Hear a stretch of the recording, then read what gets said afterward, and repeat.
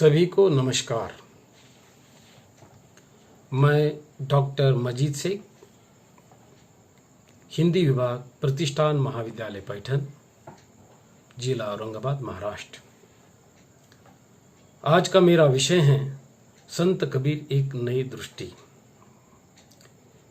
आधुनिक युग में मनुष्य की पहचान का परिमाण ज्ञान, विज्ञान, संविधान और कुशलता से रहा है। आदिम युग से ज्ञान का महत्व अशून्य है तथा उसका संबंध शिक्षा से कदापि नहीं है। ज्ञान का संबंध अनुभव, निरीक्षण और प्रयोग पर निर्भर करता है। विज्ञान को पढ़ना, पढ़ाना, जानना, समझना तो भिन्न प्रक्रियाएं हैं।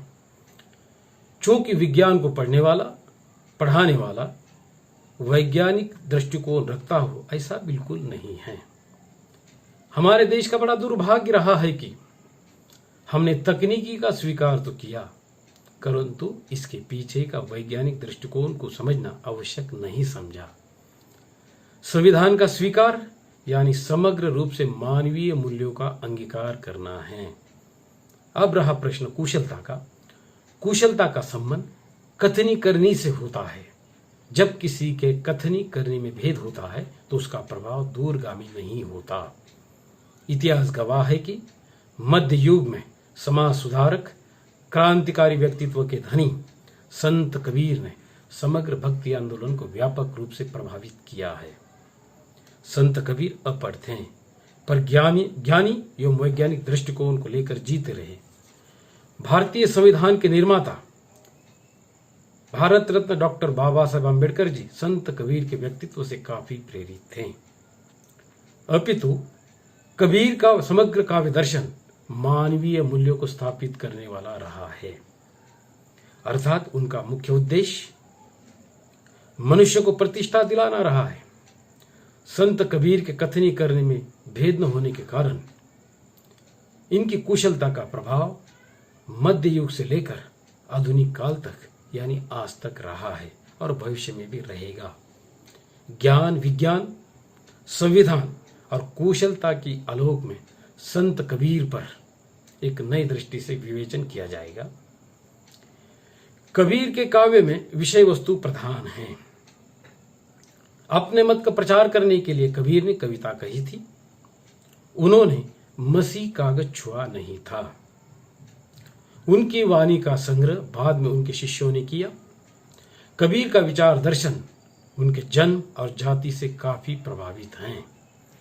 उनका जन्म ब्राह्मण कुल में हुआ हो या न हुआ हो, कबीर अपने को बार बार जुलाहा कहते हैं। आचार्य हजारी प्रसाद द्विवेदी जी के शब्दों में कहना चाहूं तो वे मनुष्य मात्र को समान मर्यादा का अधिकारी मानते थे। जातिगत, कुलगत, आचारगत श्रेष्ठता का उनके दृष्टि में कोई मूल्य नहीं था। लोकधर्मी, परंपरा के लेखक और सकर्मक विचारक चौथीराम यादव जी के शब्दों में कबीर मध्यकालीन सामंती पुरोहिती जाति व्यवस्था के प्रभाव मंडल का सबसे बड़ा आलोचक हैं। उसकी आलोचना दृष्टि समेकित, संतुलित और सृजनात्मक है तो शैली आक्रामक। वह अपने समय में प्रचलित सभी चिंतन परंपराओं के सामने पूरी सप्रश्नता और चुनौतियों के साथ खड़ा है, निडर और अडिग। कबीर ने धार्मिक आडंबर पर भी तीखा प्रहार किया है। झूठेवाद, संप्रदाय और शब्दाडंबर की भर्त्सना की। पंडित वाद वदंत झूठा। अगर राम कहने से दुनिया की मुक्ति हो जाती तो खांड कहने से मुंह मीठा क्यों नहीं होता? क्या पावक कहने से पांव जल सकता है? जल कहने से प्याज बूझ सकती है? भोजन कहने से पेट भर सकता है? इस सारे पाखंड का खंडन कबीर की वाणी में हुआ है। उन्होंने हिंदुओं की मूर्ति पूजा, मुसलमानों की नमाज, मुल्ला कहाँ पुकारे दूर, क्या बहरा हुआ खुदाई, सभी प्रकार के व्रत, उपवास, रोजा, तीर्थ यात्रा, हज, माला, तस्बीह, कैलाश कावा, वेद, कुरान, स्वर्ग, नरक, बहिश्त, दोजख सभी की निस्सारता पर चोट की है। सुधीश पचौरी जी ने भक्ति का अर्थशास्त्र और बाजार के रूप में कबीर पर नए दृष्टिकोण से विवेचन किया है। वे कहते हैं, कबीर के सभी व्याख्याकार इस बात पर सहमत है कि कबीर जुलाए थे, बुनकर थे, लेकिन कोई भी व्याख्याकार बुनकर के इस पेशे और बाजार से उसके संबंधों के बारे में नहीं सोचता कि अगर कबीर बुनकर थे तो अपने बनाए कपड़े बेचते होंगे, उसके बदले उनको दाम मिलता होगा। कबीर की कविता का आलोचनात्मक स्वर उनके बुनकर होने के कारण प्राप्त एक नई हैसियत या ताकत का परिणाम है। अर्थात अक्षम व्यक्ति दूसरे की आलोचना नहीं कर सकता, अगर करेगा तो कोई सुनेगा भी नहीं। कबीर जनता के कवि थे और जनता के प्रति उनके हृदय में असीम करुणा और अनुराग का भाव था। उन्हें राजा के घर जाने में आपत्ति थी।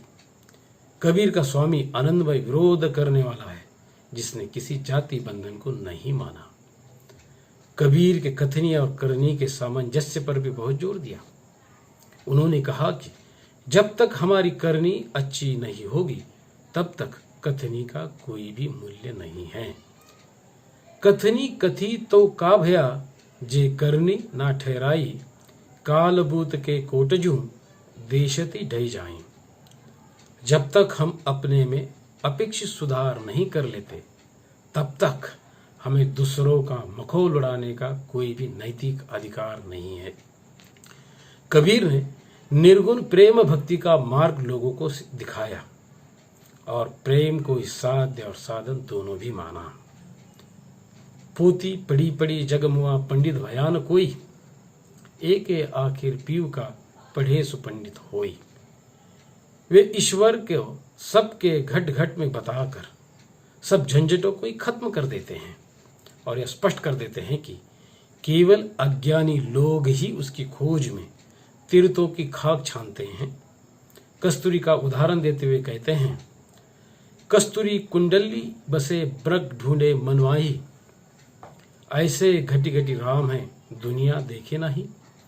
कबीर ने जाति विहीन समाज को बनाने की प्रेरणा दी तथा धर्मनिरपेक्षता के संबंध में हिंदू मुस्लिम दोनों को एक शब्द में असली तत्व का बोध कराया।